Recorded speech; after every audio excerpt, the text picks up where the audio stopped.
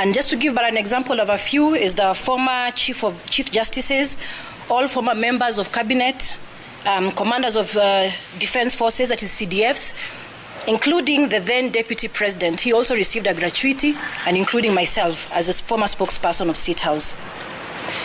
It is true that the former president is receiving his personal monthly allowances that are paid by the pension fund that is domiciled at Treasury, and he also has the medical cover. Now, on the issue of the retired president enjoying a fully furnished and maintained office space, as alluded to in the statement, this took us by surprise because it is public knowledge that State House has been very clear on the position of the office in Nyari as the only office that the president should use based on the fact that the office has been bought by government. A position that was clearly articulated by the State House spokesperson, Hussein Mohammed, during a question and answer session when he was doing the press briefing of President Ruto's visit to the United States of America. So the statement that the former president enjoys a fully furnished and maintained office of his choice provided by government is incorrect. To date, the office matter has never been addressed and has never been resolved. But I'd, however, want to note, and I'd like you to note that the office in Nyari was selected by the former president, the late former president Mwai Kibaki, suitable for himself. Just a note that I'd like you to take. Then I would like to confirm also that the office confirms that the former president was indeed allocated vehicles for his personal use, and that is the 2 Toyota Land Cruisers, like stated in the statement, 1 Mercedes-Benz, and 1 Range Rover that is in use by the former First Lady Mama Margaret Kenyatta. The 4 Toyota Prados that have been mentioned are in use as follows. 3 are used by the security detail that was given to the president, the former president, and 1 Toyota Prado that is being used by the office, as well as 1 Subaru Forester. Now, what the government spokesperson did not clarify is that the vehicles allocated to the former president for personal use were not new. They were in fact the cars that were part of his motorcade when he left Kasarani during the inauguration ceremony. And this was agreed upon by State House, that the former president uses these vehicles on transitional basis as they begin the process of procuring new vehicles as stipulated in the Presidential Benefits Act. That is 2 new vehicles of the retired president's choice, replaceable every 3 years, and each car having an engine capacity not exceeding 3,000 cc's. 2 four-wheel motor drive vehicles of the retired president's choice, also replaceable every 3 years, each vehicle having an engine capacity of 3,000 to 4,000 cc's. Just a point of note as well, the late President Daniel Arap Moi and the late President Mwai Kibaki were allocated and maintained more than double the number of vehicles that have been allocated to the 3rd retired president to ensure optimum running of his office. There were fuel cards that were issued, and the fuel cards were given, as well as the maintenance of the vehicles, but that has not been done because the cards were blocked in the month of March 2023 to date, that is. I'll take that again. The fuel cards were given, however, they were cancelled and blocked by State House since March 2023 to date. There have been reports on some local dailies that stating that State House has undertaken repairs and maintenance of vehicles under the former president's office. That is incorrect. In fact, I want to say that I did receive calls from some journalists to verify incomplete forms provided by a State House official as evidence of services rendered towards repairs and maintenance. And despite my clarification, they still went ahead to quote these as valid documents of services rendered. And those copies of those incomplete forms you have in your press pack, you'll be able to peruse that. These forms, you'll see that they have the word approved at the corner, which is what was being used by State House to say that they have approved the services. That signature, I would like to clarify, ladies and gentlemen, belongs to the former State House Comptroller, that is Mr. Kinodhi Ambogwa, who is currently the AIE holder of the office of the 3rd retired president. And those forms, or those requisitions, were not honored by the accounting officer, who is our accounting officer, that is the State House Comptroller. A complete requisition forms, just for your note, contains signatures and approval notes from heads of department. It is therefore the position of the Office of the Third Retired President that the government of the day has not undertaken nor facilitated any repairs, maintenance of any vehicles under this office, neither have they fueled any cars under this office. As I finalize on the issue raised in the matter by the government spokesperson, the office still awaits the confirmation and communication on why they blatantly refuse to renew contracts of two professional staff members, the administrator, Mr. George Karaoke, and Mrs. Kanze Dena Mararo, who is the Director Communication. There is also the issue of unceremonious withdrawal and intimidation of staff via phone calls at midnight. We have provided a list of the complete staff serving in the office of the retired third president, and would also like to clarify that the list that Mr. Mwaura presented in his statement had the wrong tally. Those members of staff that were there were 32 and not 33, when the Act provides for 34 members of staff. At this point, ladies and gentlemen, allow me now to present the official position of the Office of the Third Retired President of the Republic of Kenya. On the issue of the office, before retirement and during his retirement, the former President Kenyatta has been sought to undertake various international roles, especially within the region, in his capacity as a former head of state. And among them was his appointment as a peace facilitator by the East African Community Heads of State during the 22nd Ordinary Meeting of East Africa Heads of State Summit that was held on the 22nd of July 2022 in Tanzania, Arusha. These engagements necessitated that the need to identify and establish a suitable office for the former president to enable him carry out these roles and provide an operational base for various cadre of staff. Now, with no response from State House and a lack of commitment to finalize on the issue of the office space, His Excellency, the former president, identified a suitable office space, as you can see where we are, and went ahead to fully furnish and equip it from his pocket. A formal letter was written to State House requesting valuation of the office that was identified by the former President Kenyatta as suitable for him to carry out his duties. However, the office did not receive a response on the issue, and instead, the communication that the office received was via text message, by the then in charge, Mr. John Makumi. And in his statement, he indicated the estimates of the property in question, where we are, and that is the office that was selected by the former president. In your communication pack or in your press kit, you will find the communication that alludes to this statement. To date, this office runs on the former president's goodwill as it waits upon action from State House. On the issue of vehicles, as indicated earlier, the former president is using vehicles given to him on a transitional basis. The office would like this to go on record that after transition, a conversation on the purchase of vehicles as required by the Act commenced between the two offices.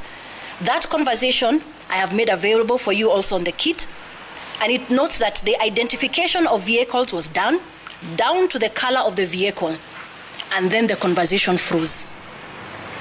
To date, no discussions have been revived. We don't know if the cars were purchased or not. On international trips, since retirement, the former President Uhuru Kenyatta has undertaken several official trips related to the roles and duties he has engaged in, and only 2 such trips have been honored. The trip to Ethiopia on matters concerning the peace process led by the African Union, and the one to Burundi that was the 11th summit of the heads of state and government of the East African Community on the issues pertaining to the peace process in the Democratic Republic of Congo. The office did submit other requests for facilitation of trips, but received no response. That too you'll find in your press pack. Now the budget is the 4th issue. Now this is actually the core issue that the office seeks to have addressed: budget allocation. In the year 2022-2023, financial year 2022-2023, Parliament allocated this office 655 million shillings. To date, the office can only confirm absorption of roughly 28 million shillings, spread across payment of allowances for domestic travel, as well as facilitation of the 2 trips that I mentioned earlier that were honored. That is approximately 4.4% of the total budget for that particular year. And this does not include the payment of salaries and medical insurance. The financial year 2023-2024 that ends in a few weeks, the budget allocation for this office was 503 million shillings. The year is ending without the office having any access to this allocation. The total amount for the 2 years that we have not had access to this approximately 1 billion Kenya shillings. We can confirm that salaries have been paid, as well as medical insurance, but we cannot allude to how much it is. Now, in the coming year, which is 2024-2025, the budget allocation is 579 million shillings. Well, the office waits with bated breath to see if this will be honored. You see, the quagmire that this office is in is that the office cannot substantiate what has been used and where the monies have been used, since several requests and attempts to get budget returns from the accounting officer, who is the State House Comptroller, have fallen on deaf ears. We would also like to distance ourselves from budget estimates tabled in Parliament. Our position is that we had no input on the budget estimates that informed the allocation of 450 million shillings that Treasury projects to allocate the office of the third retired president in the coming year of 2025-2026, which is 475 million shillings for the year 2026-2027, as was reported by the Star newspaper of the Tuesday, May 14th, 2024. You see, after budget estimates are approved by Parliament, the monies are disbursed to the accounting officers through Treasury. It is at this point that our department or office is able to access the budget allocation through the accounting officer as per their requirements. And I just want to state that our accounting officer in this case is our State House Comptroller. The total cost of the plan is then submitted to Parliament as budget estimates. And once approved, the budget allocation will be under care of the accounting officer, who then is expected to allocate the monies to the department office. This process has not happened in our case. The lack of access to our rightful budget allocation has forced the former president, Uhuru Kenyatta, to run the office from his pocket, paying for all the bills the office incurs. Communication. The office notes with concern the choice of communication by State House to this office. State House chooses a verbal form of communication on official issues or chooses not to respond to correspondence by this office. This includes the requisition for fuel maintenance, office operations and facilitation, pending renewal of contracts and budget returns. We all know the importance of written communication in any office to maintain transparency and order. In the press kit that we have availed to you, you will see internal communication within the office to enable us account for actions taken following verbal non-committal communication from State House. We have also seen the continuous onslaught of the office on local dailies, as well as leaking of misleading documents by State House, presenting the office of the third retired president in bad light to the public. It has never been the intention of this office to engage with State House via the public gallery on matters that should be handled between the two offices.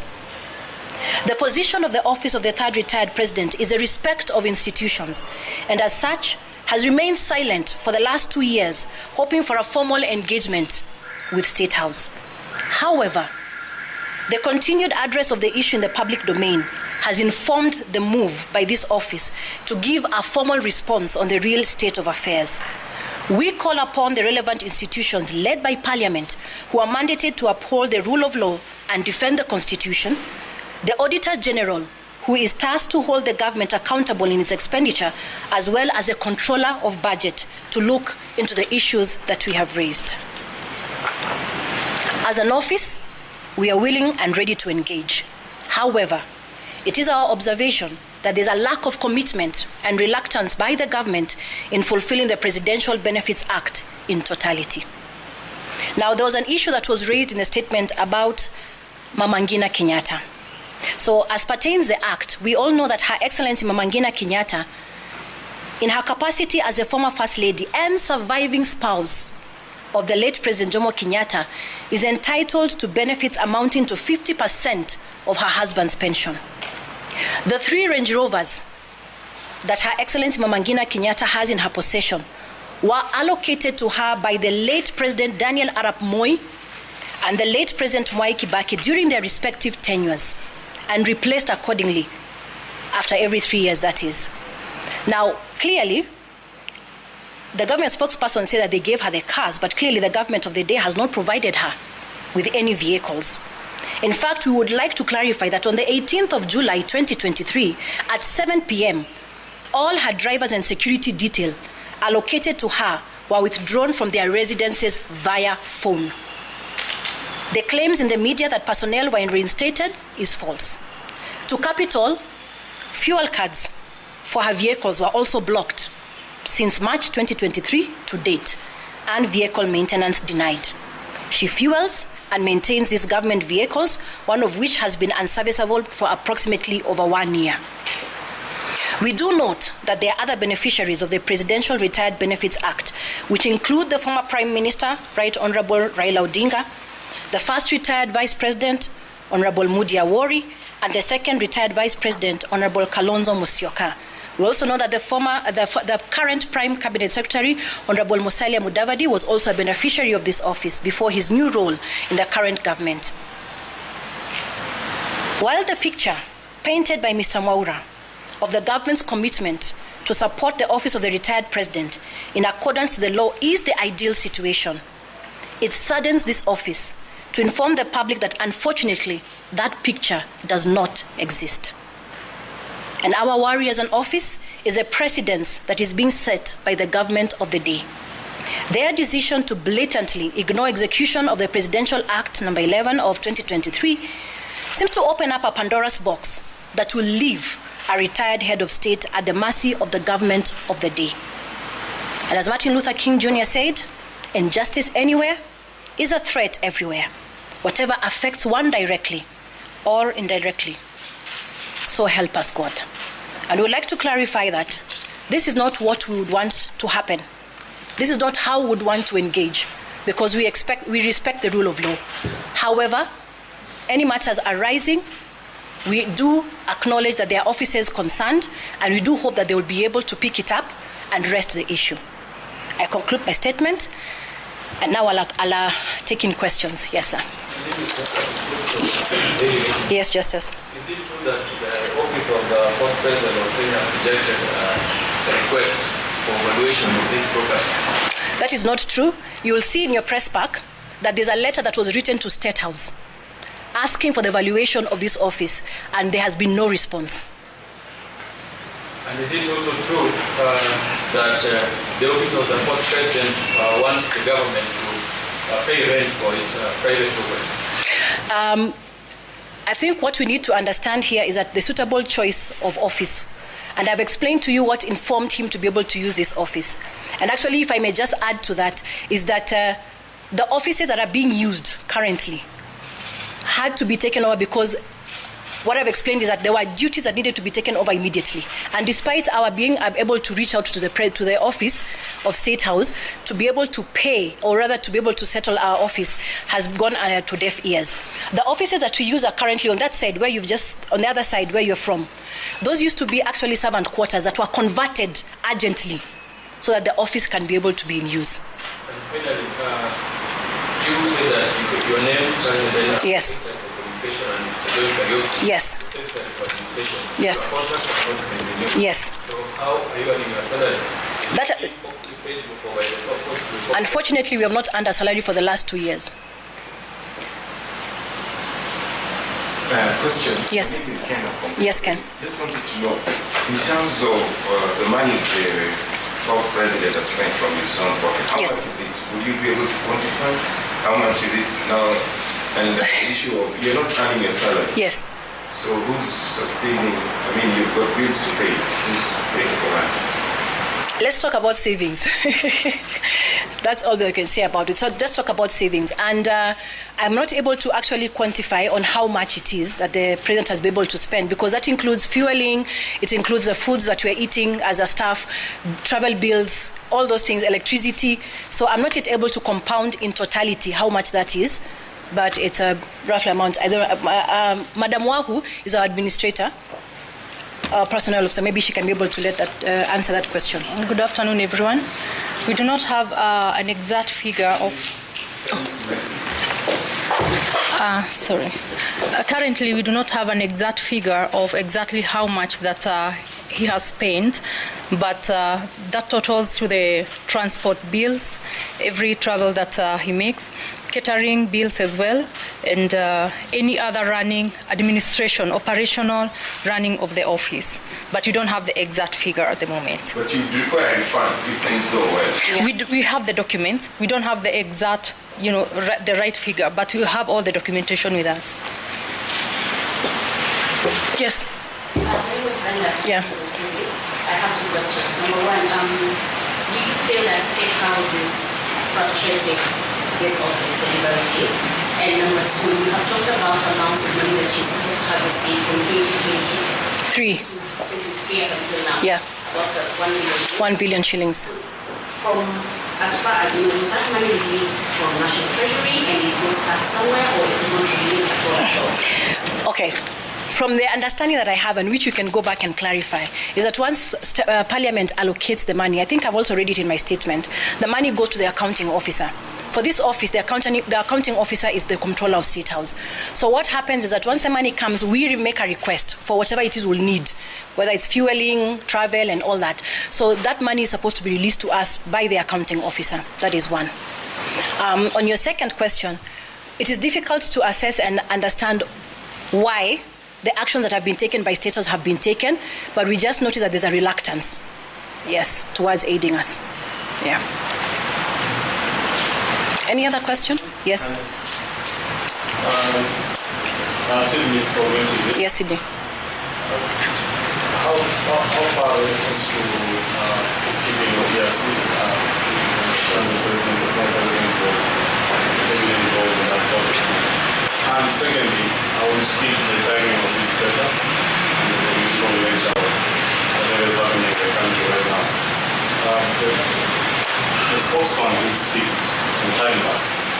So is this timing speaking to whatever is happening in the country politically? Okay, to your first question, I think the pressure today was about the office and the status. So on peacekeeping, we will address that much later. In terms of the timing, you did realize that he did the presser, I think, last week on Friday. It was not a long time ago. He did the presser last week on Friday. Last week, but one on Friday, I think. Last week, but one on Friday. What we needed to do and why we took time was we wanted to ensure that what we are bringing before you is the true position and with evidence. So that we are not just alluding to a statement, but we want you to have the evidence so that you may be able to understand the correct position of this office and what we stand for and what we believe in and what is true, which is want to make it public. And the reason why we've been able to respond is because they formally responded through the government spokesperson, and we felt that that was now the opportunity for us as the Office of the Third Retired President to also make our formal response so that people get to understand that this is where we are at. So it has nothing to do with any political indication in the country right now. Yeah. And just one last one for me. The property where we are yes. right now, yes. Where your house as the office of former president actually does belong to the family of the former president. Yes.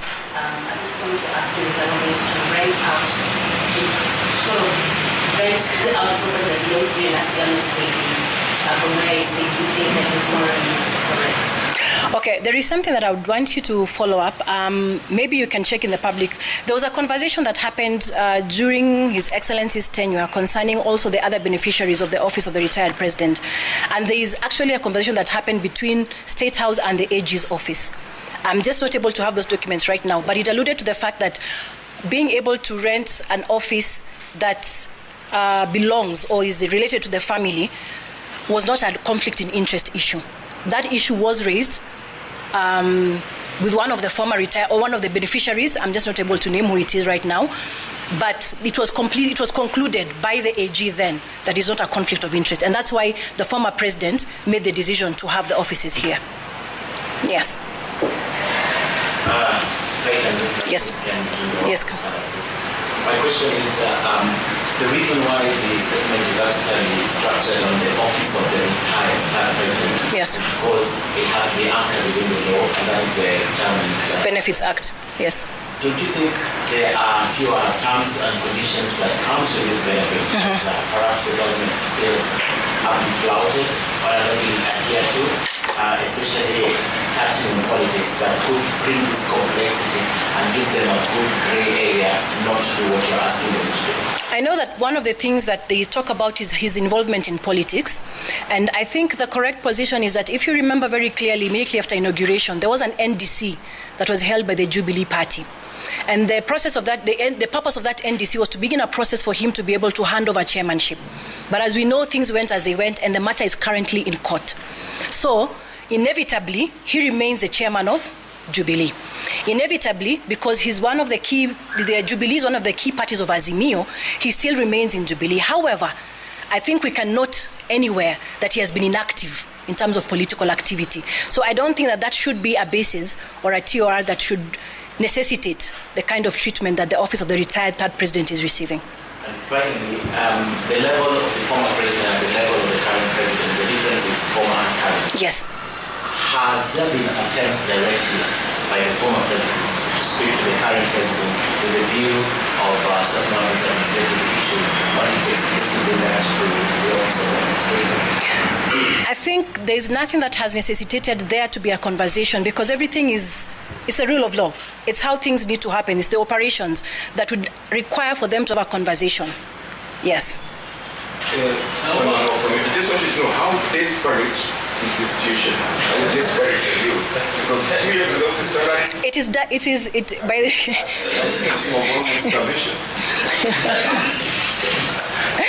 Well, we thank God for his mercies.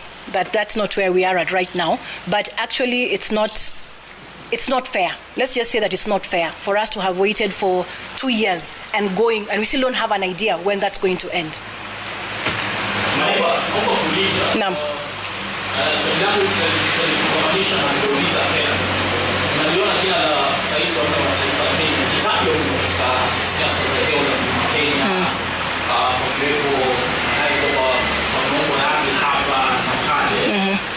Hivi msimamo wa ofisi ya rais wa nne wa taifa la Kenya gani? Hivi huenda tukamwona labda Uhuru foyo au itakuwepo mambo kama hayo. Hilo la kwanza. Kisha la pili, nitaomba utupe muhtasari katika lugha ya Kiswahili wapo takubali mwishoni mwa kipindi hiki cha maswali na majibu. Tutashukuru. Kuhusiana na swala hilo la siasa, nadhani ameshaweka wazi na umeona kwamba katika matendo yake kwamba hajajihusisha vyovyote vile na siasa. Watu kumtaja, wangependa kumtaja, kuna mapendekezo, na hii mapendekezo tu yako humu ambayo hayana uhakika wowote. Kwa hivyo sidhani kama itakuwa ni sawa kuweza kumuunganisha na masuala haya, manake yeye mwenyewe hajasimama akaweza kuyataja kama mambo ambayo yanahusika nayo.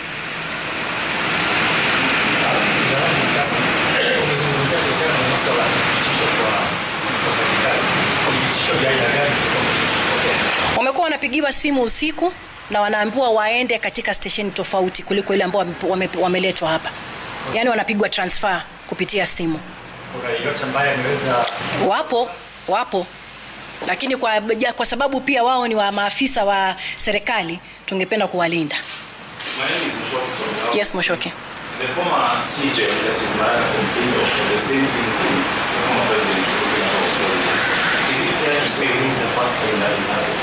Yeah, that happened in history. Sorry.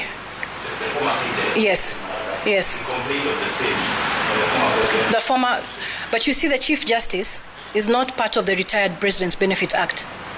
He's a public servant. His matters are handled by judiciary. Right? He was complaining of not getting what he deserved. Yes. But that's what I'm saying. Their benefits are under judiciary, not the Presidential Benefits Act.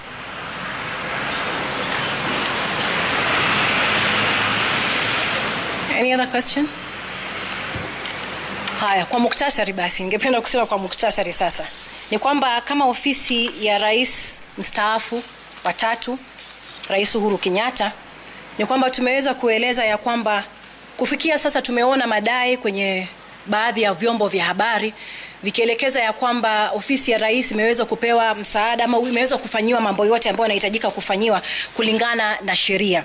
Lakini ukweli ni kwamba swala hilo halijaweza kushughulikiwa. Maanake kama unavyoona, ikiwa ni katika mgao wa bajeti, ofisi hii haijaweza kupata mgao huo kupitia katika mwaka wa 2022, 2023, mwaka 2024, mwaka 2023-24, ambapo katika mwaka huo wa kwanza mgao ulikuwa ni shilingi 1655, na kwa sasa tunaweza kusema kwamba kuna takriban asilimia 30, milioni 30 ambao tumeweza kutumia.